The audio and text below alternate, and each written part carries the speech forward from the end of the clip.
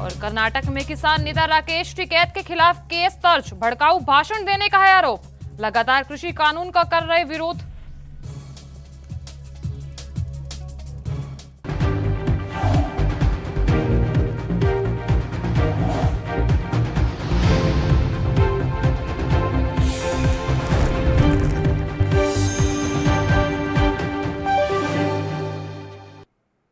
नमस्कार, NB news देख रहे हैं। यहाँ पर मैं हूं आपके साथ साधना बत्रा। बुलेटिन का आगाज बड़ी खबर के साथ करेंगे।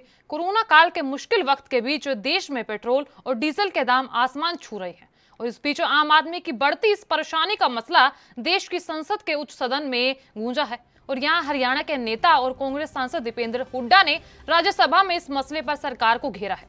साथ ही गोस्वामी तुलसीदास का एक दोहा भी सुनाया जो कि सत्ता पक्ष को कुछ खास रास नहीं आया। तो यहाँ पेट्रोल डीजल पर वसूले जा रहे टैक्स को लेकर दीपेंद्र हुड्डा ने केंद्र सरकार पर निशाना साधा और कहा कि राजस्व और व्यय को लेकर गोस्वामी तुलसीदास ने रामायण के अंदर राम राज्य की कल्पना की थी, तो कुछ ऐसा लिखा जो हमारे काम आ सकता है।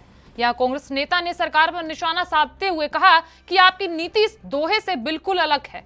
गैस, पेट्रोल, डीजल के ऊपर आप दुनिया में सबसे अधिक कर ले रहे हैं। कुछ देना होता है तो ऐसे देते हैं जैसे कोरोना काल में 20 लाख करोड़ का पैकेज दिया जो किसी को पता ही नहीं लगा कि गया कहां।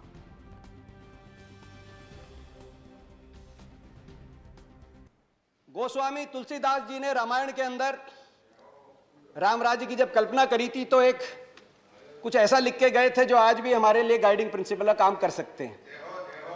Please please. बरसत हर्षत सब लखे, करसत लखे न कोय। तुलसी प्रजा सुभाग से, भूप भानुसो होय।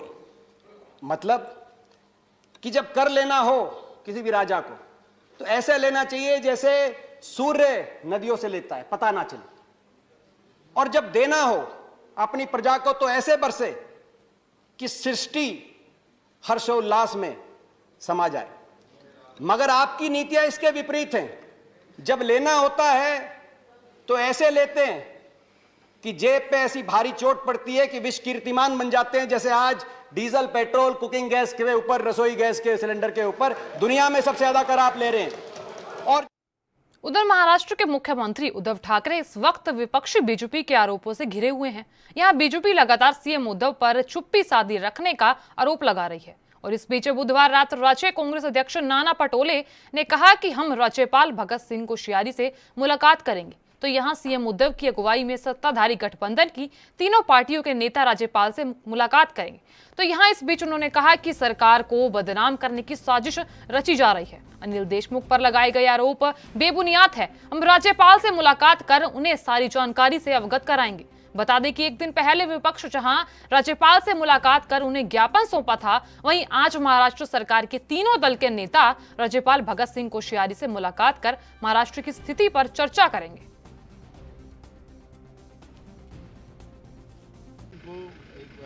बुनियाद बनाया गया था, महाराष्ट्र को बदनाम करने का काम किया जा रहा था और सच का सच सामने आएगा और कल सरकार की तरफ से बयान जाएगा। सर, गृह मंत्री पे जिस तरीके के आरोप लग रहे हैं उस पर किसी बात को लेकर चर्चा हुई है क्या? बिल्कुल हुई है कि मैंने सुबह भी कहा था कि बेबुनियाद आरोप लगाए जा रहे हैं और उसी आधार पर कल हम गवर्नर से भी मिलने जाने वाले हैं। गवर्नर को भी हम सब बात से अवगत कराएंगे और सरकार की तरफ से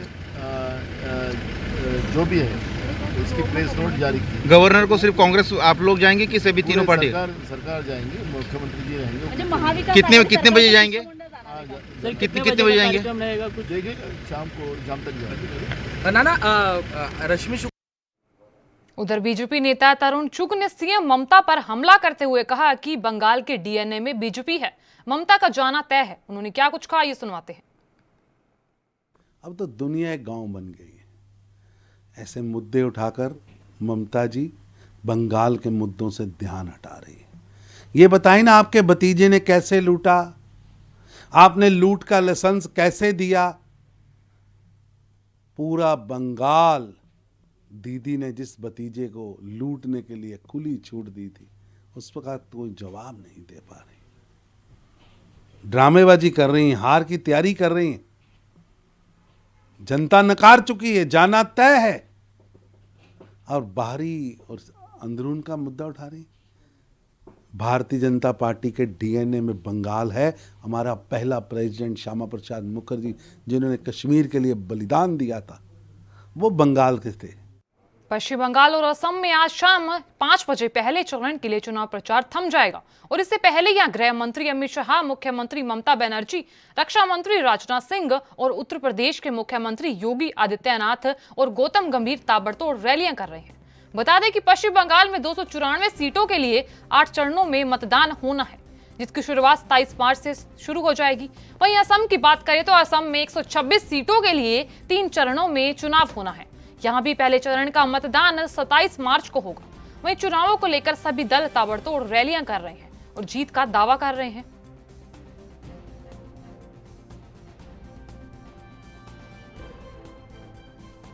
तो यहां पश्चिम बंगाल और असम में आज शाम 5 बजे पहले चरण के लिए चुनाव प्रचार थम जाएगा और इससे पहले गृह मंत्री अमित शाह, मुख्यमंत्री ममता बनर्जी, रक्षा मंत्री राजनाथ सिंह, उत्तर प्रदेश के मुख्यमंत्री योगी आदित्यनाथ और गौतम गंभीर ताबड़तोड़ रैलियां कर रहे हैं। और इस बीच बता दें कि पश्चिम बंगाल में 294 सीटों के लिए 8 चरणों में मतदान होना है, जिसकी शुरुआत 27 मार्च से हो जाएगी। तो इस बीच ममता बनर्जी की 4 रैलियों का कार्यक्रम होगा और यहाँ ये भी बता दें कि 27 मार्च को पहले चरण की वोटिंग होगी। और इस बीच असम में 126 सीटों के लिए 3 चरणों में चुनाव होना है और यहां भी पहले चरण का मतदान 27 मार्च को होगा। মা বোনেরা যদি দেখেন কেউ ভোট লুট করতে আসে, হাতা খুন্তি নিয়ে তেড়ে যাবেন আর কষিয়ে দুটো থাপ্পড় দেবেন। আমি অন্যায় করলে আমাকেও দেবেন, অন্য কেউ দেবেন। আর এই নির্বাচনটা দিল্লির নয়, বাংলার। বাইরের কিছু গুন্ডা নিয়ে এসছে, বহিরাগত গুন্ডা, কপালে একটা করে তিলক কাটছে, উত্তরপ্রদেশ থেকে এসছে। এখানকার উত্তরপ্রদেশের লোকেদের আমি বহিরাগত বলি না, যারা বাংলাকে, কিন্তু এরা বাইরের গুন্ডা দিল্লির। পুলিশ ভয়ে চাকরি ছেড়ে দিচ্ছে, মেয়েদের উপর অত্যাচার হচ্ছে, মেয়েরা বেরোতে পারে না সকালে দুপুরে সন্ধ্যায়। আর আমার এখানকার মেয়েরা তো ট্রিপল এম এ পাস করে, ইউনিভার্সিটিতে যায়, কলেজে যায়, কত ভালো পড়াশোনা করে, তারা কত ভালো রেজাল্ট করে।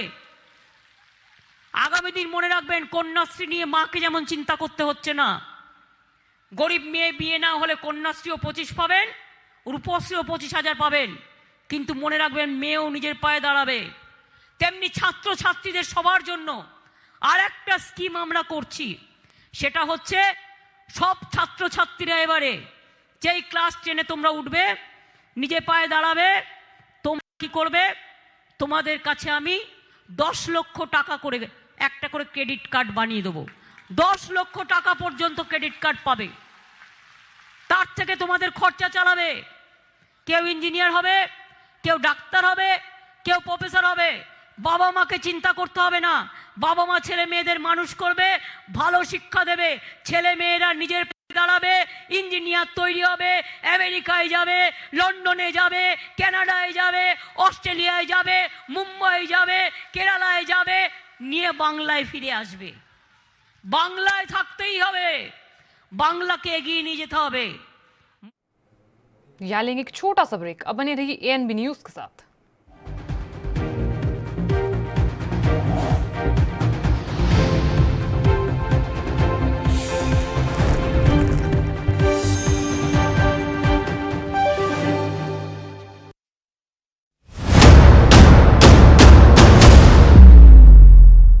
हक की बात दोपहर 12 बजे सिर्फ एएनबी न्यूज़ पर।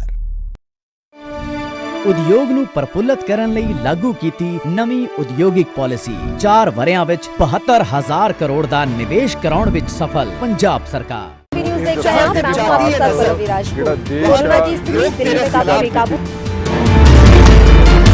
खबरनामा, खबर से असर तक, शाम 5 बजे सिर्फ एएनबी न्यूज़ पर।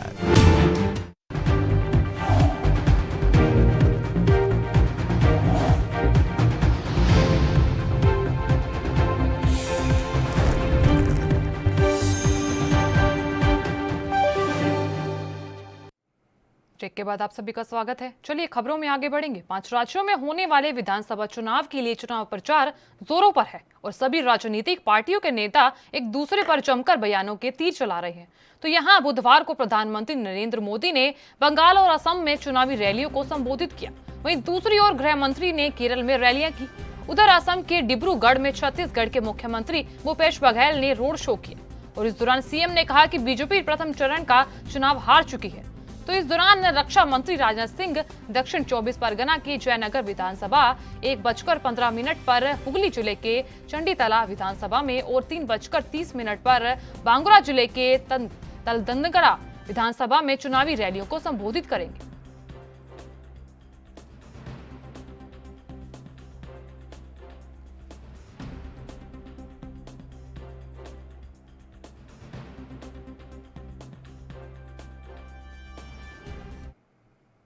वहीं बंगाल में चुनाव है, लेकिन प्रचार के बीच में भाषा की मर्यादा लगातार गिरती ही जा रही है और सीएम ममता बनर्जी के पैर में पट्टी बंधी है। लेकिन बीजेपी वाले इस पट्टी को लेकर अलग अलग सलाह दे रहे हैं। और इस बीच बंगाल बीजेपी अध्यक्ष दिलीप घोष का कहना है कि ममता बनर्जी के पैर में चोट लगी है और इसीलिए उन्हें साड़ी नहीं बरमूडा पहनना चाहिए, जिसके बाद से टीएमसी लगातार बीजेपी पर हमलावर है। लेकिन वहीं दूसरी तरफ ममता बनर्जी ने यूपी के सीएम योगी आदित्यनाथ पर जुबानी हमला बोलते हुए कहा कि बीजेपी यूपी से गुंडे भेज रही है। और इस बीच जो गेहुआ कपड़े पहनते हैं और माथे पर तिलक लगाते हैं, इससे साफ जाहिर होता है कि चुनाव प्रचार में भाषा की मर्यादा बिल्कुल भी नहीं बची है। और इस बीच दूसरी ओर केरल विधानसभा चुनाव में बीजेपी एड़ी चोटी का जोर लगा रही है। यहाँ हर कोई किसको कितनी सीटें मिलेंगी इसका गणित लगाने में जुटा है। और हाल ही में बीजेपी में शामिल हुए मेट्रोमैन ई श्रीधरन का मानना है कि केरल में भारतीय जनता पार्टी का भाग्य बदल सकता है। और केरल विधानसभा चुनाव के लिए अपने प्रचार अभियान के दौरान उन्होंने कहा कि मुझे लगता है कि बीजेपी के पास केरल में सीटें जीतने की बहुत अच्छी संभावनाएं हैं। और वहीं इस दौरान केरल में या तो पार्टी के पास पूर्ण बहुमत होगा या फिर किंग मेकर बनने के लायक पर्याप्त संख्या में सीटें। और इस बीच पलक्कड़ के मालम पूजा में गृह मंत्री अमित शाह के रोड शो का हिस्सा रहे श्रीधरन ने इस कार्यक्रम को शानदार बताया। उन्होंने कहा कि मुझे लगता है कि वाम लोकतांत्रिक मोर्चा और यूनाइटेड डेमोक्रेटिक फ्रंट सरकारों की तरफ से लोगों के मनोबल पर इसका जबरदस्त प्रभाव पड़ेगा।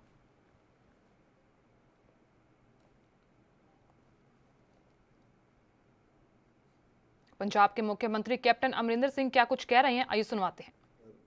साडे विजेंद्र सिंगला जी ते चीफ सैकटरी मैडम बिनी महाजन जी ते बाकी सारे मेरे साथी मिनिस्टर साहबान ते MLA साहबान, सारे अफसर साहबान ते खास करके साडे यूथ दे प्रधान बरिंदर ढिल्लों जी ते मैं तुहानूं सारिआं नूं सब तो पहला तां बड़ा अदब नाल फतेह अर्ज करदा। वाहिगुरू जी का खालसा वाहिगुरू जी की फतेह।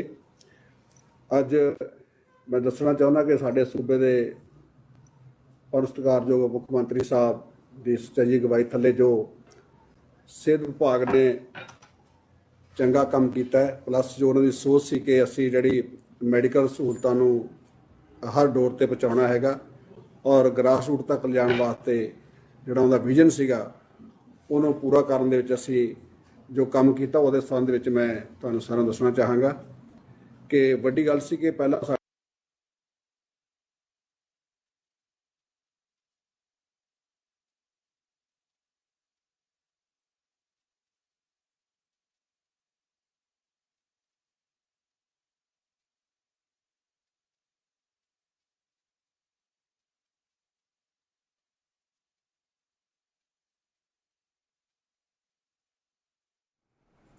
नए कृषि कानून के खिलाफ किसानों का आंदोलन इतना जल्दी खत्म नहीं होने वाला। तो इस बीच भारतीय किसान यूनियन के प्रवक्ता राकेश टिकैत ने कहा कि हम दिसंबर तक दिल्ली की सीमाओं पर डटे रहेंगे। बता दें आपको कि सैकड़ों की संख्या में किसान पिछले साल नवंबर से ही दिल्ली बॉर्डर पर आंदोलन कर रहे हैं। इस बीच टिकैत ने कहा कि हम गर्मी से नहीं डरते, पंखे लगा लिए हैं। उस बीच 26 जनवरी के दिन दिल्ली किसानों की ट्रैक्टर रैली में हुई हिंसा को लेकर टिकैत ने कहा कि किसान केस से नहीं डरते। उन्होंने कहा कि यह आंदोलन तब तक जारी रहेगा जब तक केंद्र सरकार इन कानूनों को वापस नहीं ले लेती। इस बीच MSP की कानून गारंटी नहीं दी जाती। उन्होंने कहा कि यह आंदोलन नवंबर-दिसंबर तक चलेगा। इस बीच टिकैत ने यह भी कहा कि सरकार गलतफहमी में ना रहे, किसान कहीं भी जा रहे हैं। इस बीच उन्होंने कहा कि किसानों की एक महापंचायत को संबोधित करते हुए सरकार को लगता है कि किसान गर्मियों में घर लौट जाएंगे और पहले भी सरकार ने यही सोचा। और इस बीच उन्होंने कहा कि कड़ी सर्दियों में हम घर लौट जाएंगे, लेकिन हम कहीं नहीं जा रहे, हमने वहां भी पंखे आदि लगा दिए।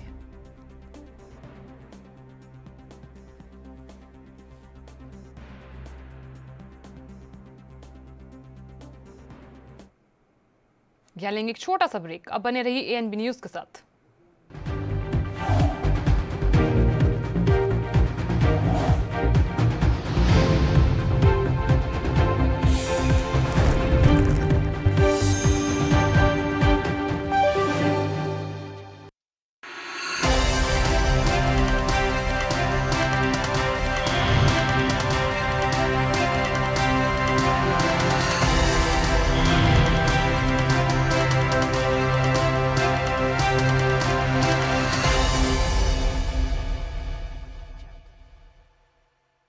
ਪੰਜਾਬ ਨੂੰ ਦੇਸ਼ ਦਾ ਉਦਯੋਗਿਕ ਧੁਰਾ ਬਣਾਉਣ ਲਈ ਪੰਜਾਬ ਸਰਕਾਰ ਨੇ ਚੁੱਕੇ ਅਹਿਮ ਕਦਮ। ਲੁਧਿਆਣਾ, ਪਟਿਆਲਾ, ਬਠਿੰਡਾ ਤੇ ਫਤਿਹਗੜ੍ਹ ਸਾਹਿਬ ਵਿੱਚ ਸਥਾਪਿਤ ਕੀਤੇ ਜਾ ਰਹੇ ਨੇ ਉਦਯੋਗਿਕ ਪਾਰਕ। ਸਾਲ 2017 ਤੋਂ 21 ਦੌਰਾਨ ਪੰਜਾਬ ਵਿੱਚ ਕੁੱਲ 71,640 ਕਰੋੜ ਰੁਪਏ ਦਾ ਨਿਵੇਸ਼ ਹੋਇਆ। 4 ਵਰ੍ਹਿਆਂ ਤੋਂ ਉਦਯੋਗ ਖੇਤਰ ਨੂੰ ਹੁਲਾਰਾ ਦੇ ਰਹੀ ਪੰਜਾਬ ਸਰਕਾਰ।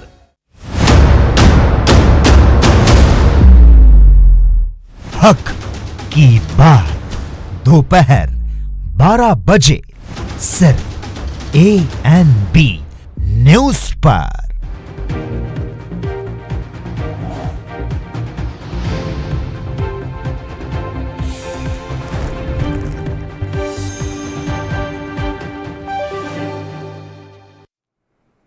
ब्रेक के बाद फिर से आप सभी का स्वागत है। चलिए खबरों में आगे बढ़ते हुए सरकारी तेल कंपनियों की ओर से आज दूसरे दिन भी पेट्रोल और डीजल की कीमतों में कमी की गई और आज पेट्रोल डीजल यानी कि डीजल 20 और पेट्रोल 21 पैसे सस्ता हुआ। जानकारी दे दी कि इससे देश की आम जनता को जरूर राहत मिलेगी, लेकिन दिल्ली में पेट्रोल का दाम 90.78 जबकि डीजल का दाम 81.10 रुपए प्रति लीटर हो गया है। वहीं मुंबई में पेट्रोल की कीमत 97.19 रुपए और डीजल की कीमत 88.20 रुपए प्रति लीटर पहुंच गई। और वहीं कोलकाता की बात करें तो पेट्रोल का दाम 90.98 रुपए प्रति लीटर जबकि डीजल का दाम 83.98 रुपए पहुंच गया है। वहीं चेन्नई में पेट्रोल 92.51 रुपए और जबकि डीजल की कीमत 86.10 रुपए लीटर पर पहुंच गया है। इस बीच आपको बता दें कि प्रतिदिन सुबह 6 बजे पेट्रोल और डीजल की कीमतों में बदलाव होता जा रहा है और इस बीच सुबह 6 बजे से ही नई दरें लागू हो जाती है। पेट्रोल और डीजल के दामों में एक्साइज ड्यूटी, डीलर कमीशन और अन्य चीजें जोड़ने के बाद इसका दाम लगभग दोगुना हो जाता है और इन्हीं मानकों के आधार पर पेट्रोल रेट और डीजल रेट रोज तय करने का काम तेल कंपनियां करती हैं। इस बीच जानकारी दे दें कि डीलर पेट्रोल पंप चलाने वाले लोग खुद हैं और वो खुद को खुदरा कीमत पर उपभोक्ताओं के अंत में करों और अपने स्वयं के मार्जिन जोड़ने के बाद पेट्रोल बेचते हैं। पेट्रोल रेट और डीजल रेट में यह कॉस्ट जुड़ जाती है।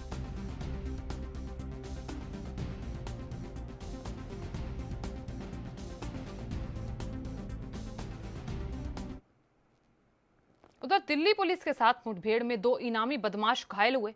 इस बीच जानकारी के मुताबिक मुठभेड़ प्रगति मैदान के पास हुई।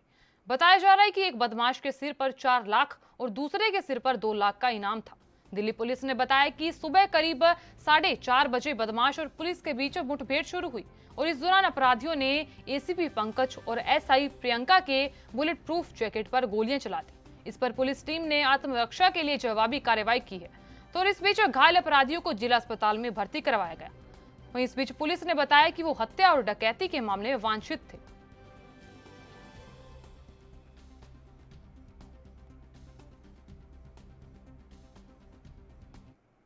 रामदास अठावले क्या कुछ कह रहे हैं ये सुनाते हैं। और महाराष्ट्र में ये सरकार होते हुए वहाँ कोई मतलब ये पूरे मामले की इंक्वायरी नहीं हो सकती है। महाराष्ट्र सरकार को बर्खास्त करना चाहिए और वहाँ राष्ट्रपति शासन लागू करना चाहिए, तो इस पर विचार किया जाएगा, ऐसा उन्होंने हमको बताया है। भारत में कोरोना वायरस की रफ्तार एक बार फिर बेकाबू हो गई है। बीते 24 घंटे में देश में 50,000 से अधिक कोरोना वायरस के नए केस दर्ज हुए हैं। तो जानकारी दे दी, करीब 5 महीने के बाद भारत में 50,000 कोरोना केस का आंकड़ा पार किया हुआ है, जो डराने वाला है। इस बीच जानकारी के मुताबिक बुधवार को भारत में कुल 53,364 कोरोना के नए केस दर्ज किए गए थे, जबकि 250 से अधिक लोगों की मौत हुई। पंजाब के मुख्यमंत्री कैप्टन अमरिंदर सिंह क्या कुछ कह रहे हैं, ये सुनाते हैं।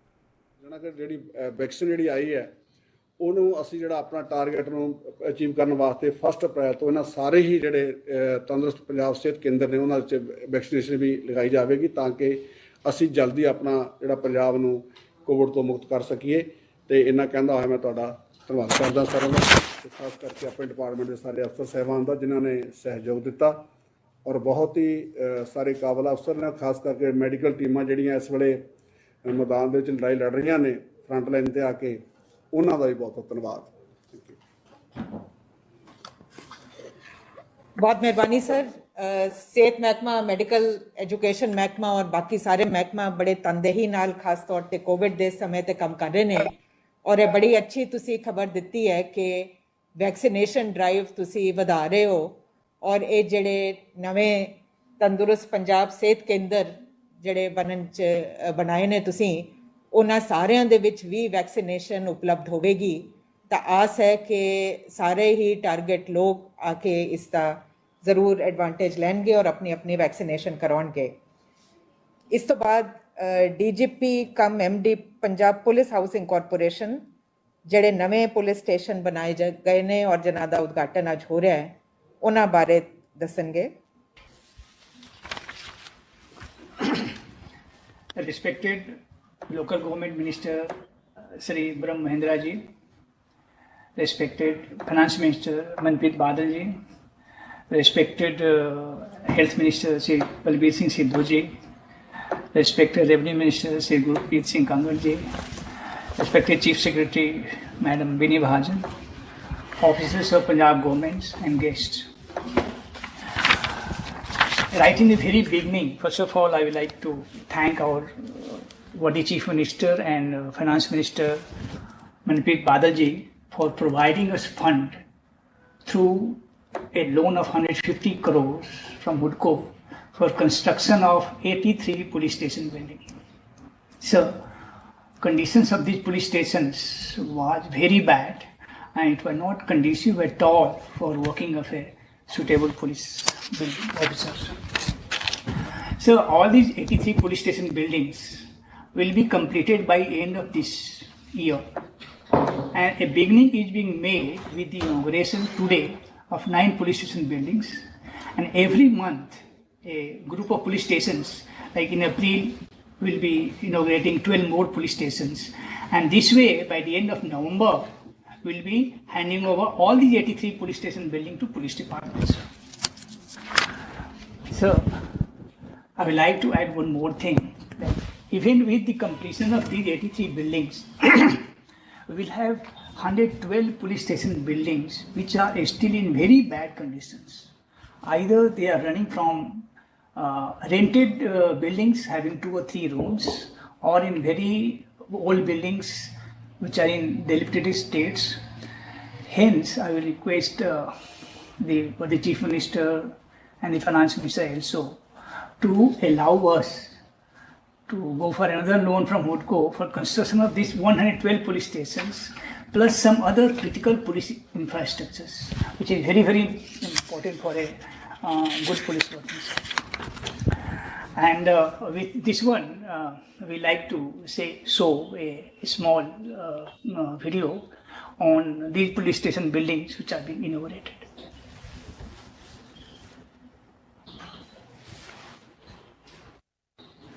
First institution of the criminal justice system.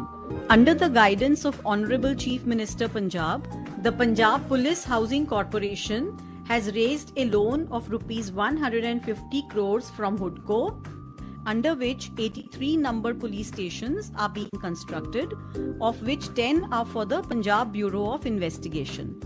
2 types of police stations are being constructed, which have been named as the H and H1 type of police station, depending upon the availability of land and importance of the particular police station. Out of the total 83 numbers, 9 police stations are complete, which are Basti Bawa Khel, Bilga, सदर पटियाला, मलौद, अहमदगढ़, ब्यास, सिदवा बेट, जीरा and Bahawala. We now show you the facilities provided in these police station buildings.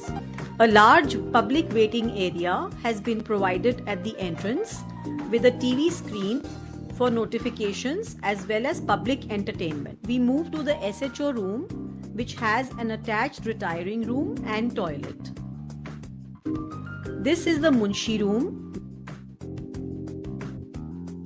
with a record room for keeping all record of the police station.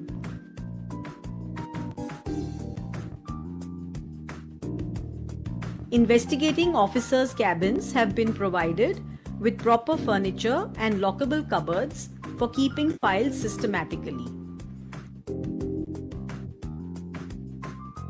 We now move to the private working areas of the police station, such as the lockups, armory,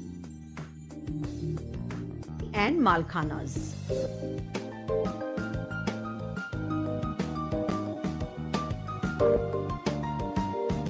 A wireless room,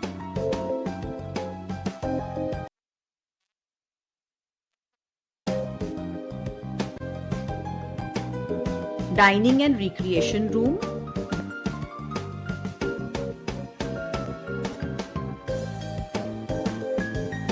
barracks for ORs and NGOs, along with an open terrace provided for the police staff staying in the barracks. मैं sub inspector Amrik Singh बतौर additional SHO थाना ਮਲੌਦ ਪੰਜਾਬ ਵਿੱਚ ਅਲੱਗ-ਅਲੱਗ ਥਾਣਿਆਂ ਵਿੱਚ ਕੰਮ ਕਰ ਚੁੱਕਾ ਹਾਂ ਅਤੇ ਦੇਖਿਆ ਕਿ ਜ਼ਿਆਦਾਤਰ ਥਾਣਿਆਂ ਦੀ ਹਾਲਤ ਬਹੁਤ ਖਸਤਾ ਸੀ ਅਤੇ ਕੰਮ ਕਰਨ ਵਿੱਚ ਬਹੁਤ ਮੁਸ਼ਕਲਾਂ ਪੇਸ਼ ਆਉਂਦੀਆਂ ਸੀ ਪਰੰਤੂ ਅੱਜ ਮੈਂ ਇਸ ਥਾਣੇ ਵਿੱਚ ਖੜਾ ਹਾਂ ਕਦੇ ਸੁਪਨੇ ਵਿੱਚ ਵੀ ਨਹੀਂ ਸੋਚਿਆ ਸੀ कि फिलहाल के लिए इस बुलेटिन में इतना ही। आप देखते रहिए ANB न्यूज़। नमस्कार।